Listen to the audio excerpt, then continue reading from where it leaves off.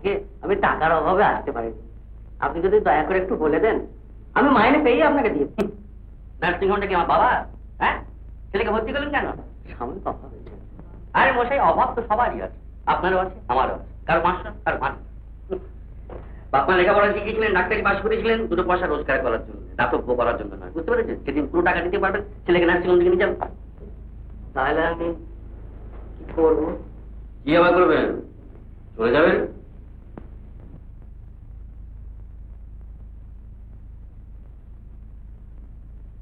এই যে সদাশিব বাবু, শিবদাস বাবু, হ্যাঁ চললেন। হ্যাঁ, আমি বললাম বলে চললেন। হ্যাঁ, ছেলেটাকে ওখানে বাধা করে থাকবে? ছাড়াবে কে? টাকা তো নেয়। হ্যাঁ, বাপ তো খুব হয়েছে।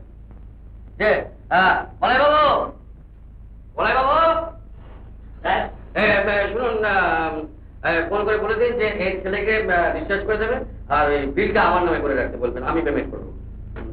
আপনি আমার অনেক উপকার করবেন। আরে মশাই, তোমার মতো আমি পছন্দ করি, আপনি জানতো। এই নিয়ে জানেন, চলুন। আরে 12:30 বেজে গেল। আমার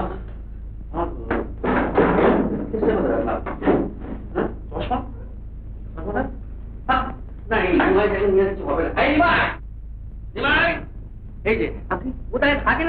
আপনি আমার ইয়ে কোথায়, ইয়ে 10 তারিখ খারাপ আমার ব্রিফকেস।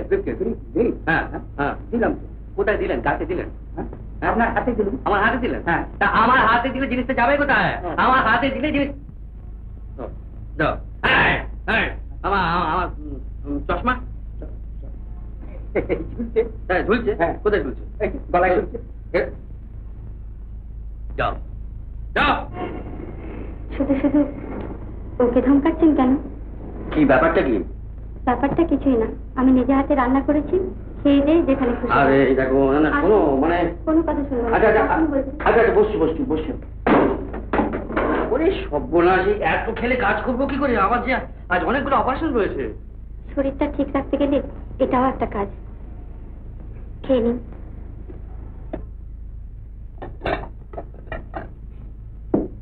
আরে বাবা, এই যে ডিম ভরা ট্যাংরা মাছের ঝাল। হ্যাঁ আচ্ছা আচ্ছা, আমি যে সব খেতে ভালোবাসি, তুমি জানলে কি করে? নিমাইদার মুখে সব শুনেছি। আমারই মতো আপনার নাকি একজন বোন ছিল, বছর 2 আগে মারা গেছে। তার হাতে এইসব রান্না আপনি নাকি ভালোবাসতেন।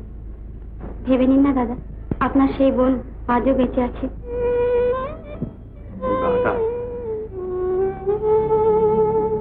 না না, কিন্তু বোন হতে গেলে যে দাদাকে আপনি বলে ডাকতে নেই, সেটা জানিস? হ্যাঁ জানিস সেটা?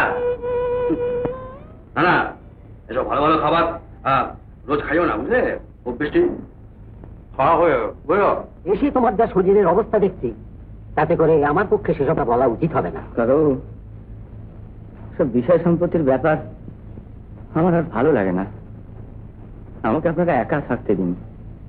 বুঝি অরুণ, আমি সবই বুঝি, কিন্তু একটা মেয়ের জন্য তুমি জীবনটা এইভাবে নষ্ট করে ফেলবে? অরুণ, তোমাকে ভালোবেসে সান্ত্বনা দেবে সেই ঘৃণায় মুখ ফিরিয়ে নিলে একজন অপরিচিত অজানা মেয়ে এসে আমার সুখ দুঃখের কতটুকু ভার নিতে পারবে? কাকাবু হবে হবে অরুণ চন্দ্র, হবে। সব মেয়ে যাত্রাই তোমার এই রিটা নয়। চেহারাটা কি করে ফেলেছিস আয়নায় দেখেছিস একবার?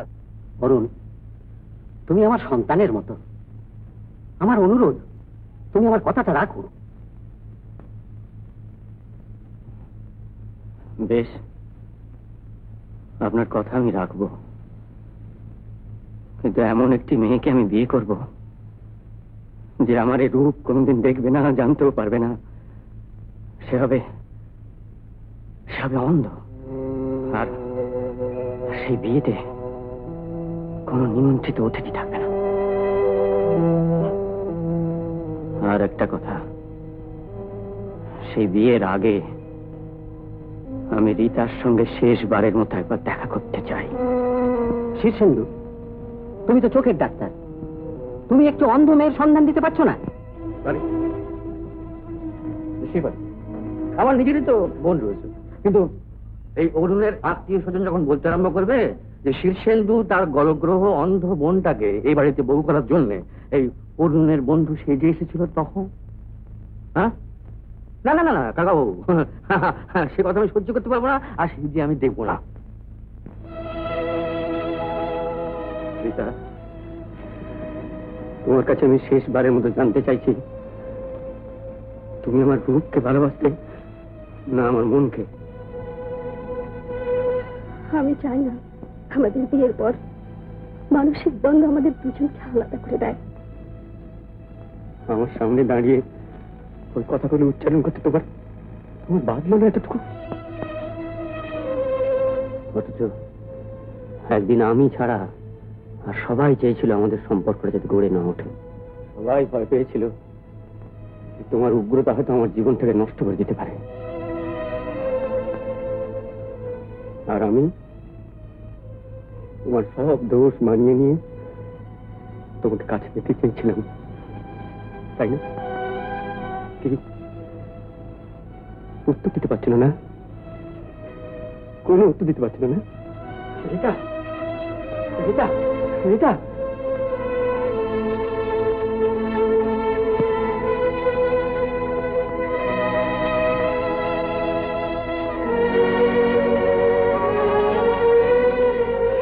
তুমি জানো, ড্রিঙ্ক করলে সমস্ত দুঃখ ভুলে যাওয়া যায়, কত শান্তি পাওয়া যায়, কত ভালো লাগে।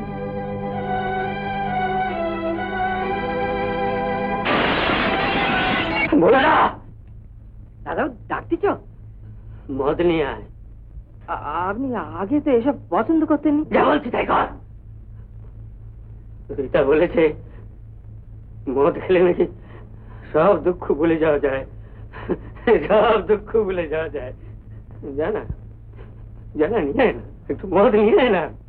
জানা বাবা বাবা বাবা বাহ, উচ্ছন্নে যাবার রাস্তাটা তো বেশ পরিষ্কার করে ফেলেছিস। হ্যাঁ, আজকাল বিনা বা কেন, মাথার উপর তো দেখবার কেউ নেই, তাই বসে বসে বীজগুলো গিয়েছিস। বাহ বাহ, বেশ। তোর কথাগুলো আজকাল একদম ভালো লাগে। হ্যাঁ, ভালো তো লাগবেই না, কারণ ভালো মন্দ বোঝার ক্ষমতা তুমি হারিয়ে ফেলেছো। দেখ অরুণ, আমি যদি তোর বন্ধু না হয় মায়ের পেটে ভাই হতাম না তোকে।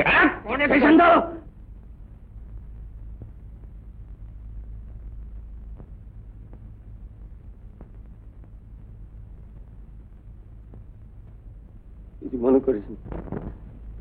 হ্যাঁ, কিছু মনে করিস না। আমার মনটা তো ঠুনকো নয়, বুঝলি, যে একটুখানি দুঃখে চাপে ঠুন করে ভেঙে পড়বো, আবার একটুখানি খুশির আলোতে একবারে ঝলমল করে উঠবো।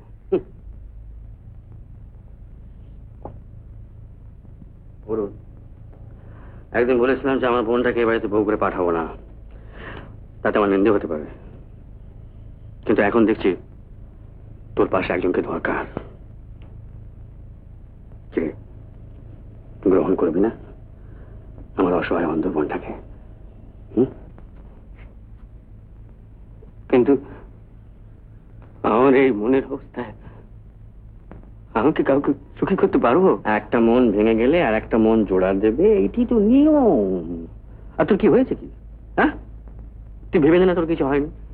হ্যাঁ, কিছু হয়নি।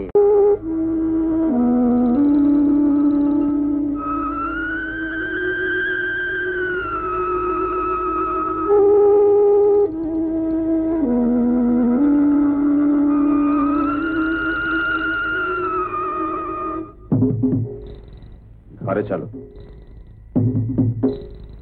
ঘরে চলো। দাদা,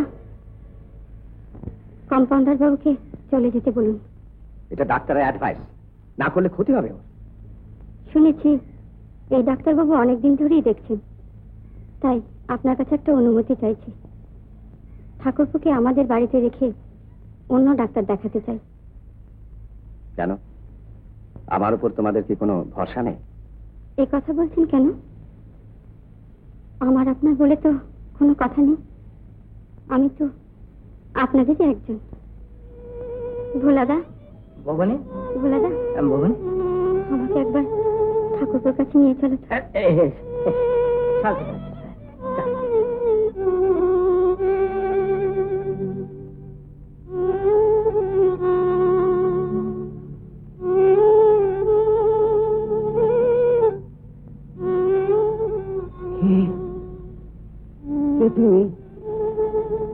আমি আমি তোমার বৌদি। বৌদি, আমার দাদার বউ। কবে এসেছো? কখন এসেছো? কেন এসেছো?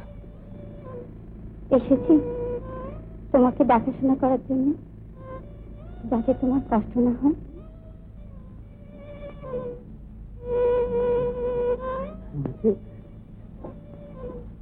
দেখাশোনা করতে এসছো?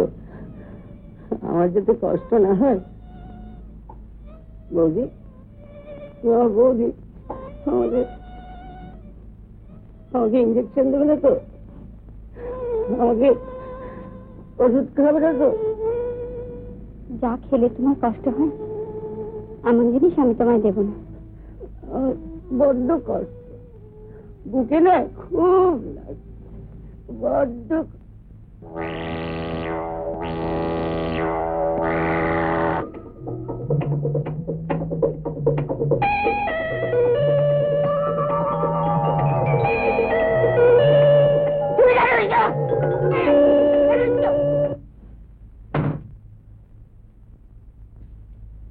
শোনো,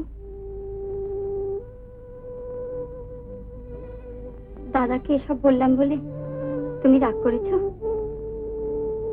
তুমি তো দাদাকে অসম্মান করে কিছু বলনি।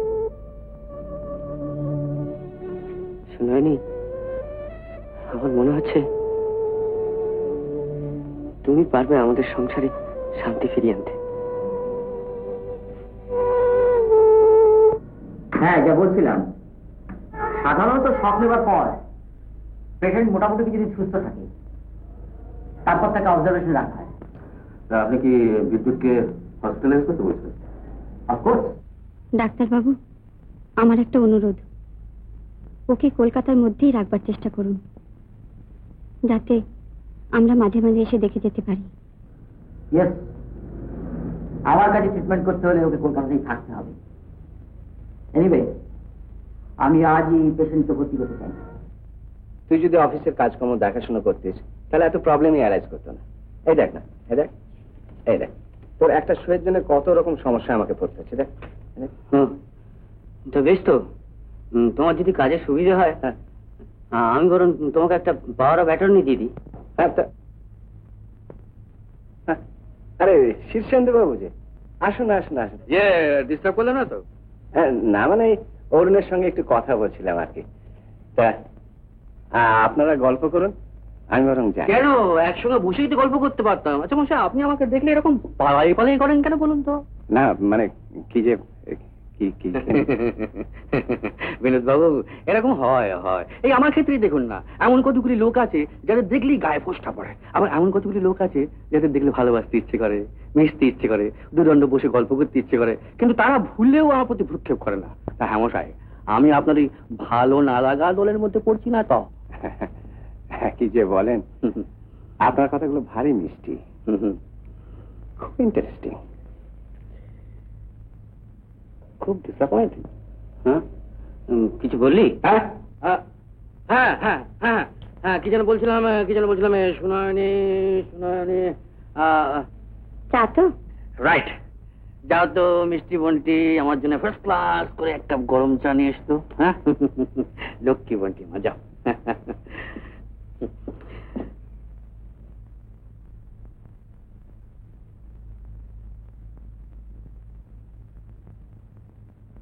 শীর্ষেন্দু, আমি বোধহয় সুনয়নের প্রতি খুব অবিচার করছি রে। সুনয়নের প্রতি অবিচার করছিস তুই? কিসের অবিচার? আচ্ছা, তুই ওর চোখটা ভালো করে দিতে পারিস না?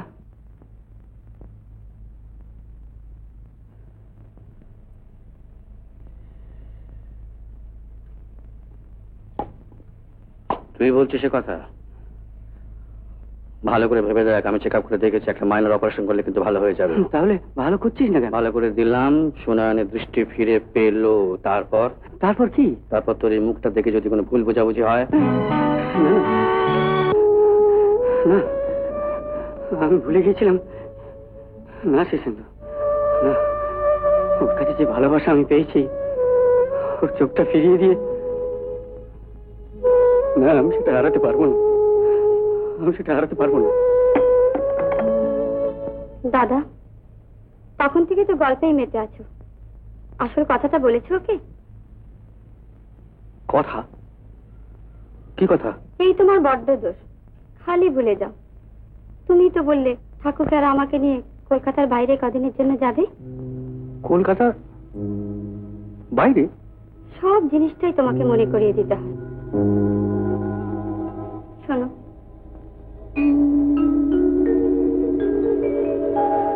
দাদা ঠাকুরপুর চিকিৎসার সব ব্যবস্থা করে ফেলেছেন। কালই কলকাতার বাইরে হাসপাতালে রেখে আসতে হবে। আমার যাওয়াটা একান্ত প্রয়োজন। দাদা, তুমি আজই ট্রেনের টিকিটের ব্যবস্থা করো। আমি সব গোছগাছ করে নিচ্ছি। আমি কাল থেকে সব শুনেছি, আর তোমাকে বলতেই হবে। কেন কেন তুমি আমার চোখ দুটো ভালো করে দিচ্ছ না? সব যখন জেনে ফেলেছিস তখন ভালোই হয়েছে। তোর কাছে আমি কিছু গোপন করব না। শোন হয়নি, তোর চোখ আমি ভালো করে দেবো ঠিকই, কিন্তু তার আগে একটা কথা আমাকে দিতে হবে। বলো। তোর চোখ ভালো হয়ে গেলেও তোকে সবার কাছে অন্ধ সেজে থাকতে হবে। অন্ধ? হ্যাঁ, বিশেষ করে বিনোদ বাবুর সঙ্গে অন্ধের অভিনয় করে তার মুখোশটা সবার সামনে খুলে দিতে হবে। পারবি? পারবো দাদা, পারবো। কিন্তু স্বামীর কাছেও অন্ধ সেজে থাকতে হবে? হ্যাঁ, এই কাজ করতে হলে মিথ্যার আশ্রয় নিতে হবে তোমাকে। আয় আমার সঙ্গে।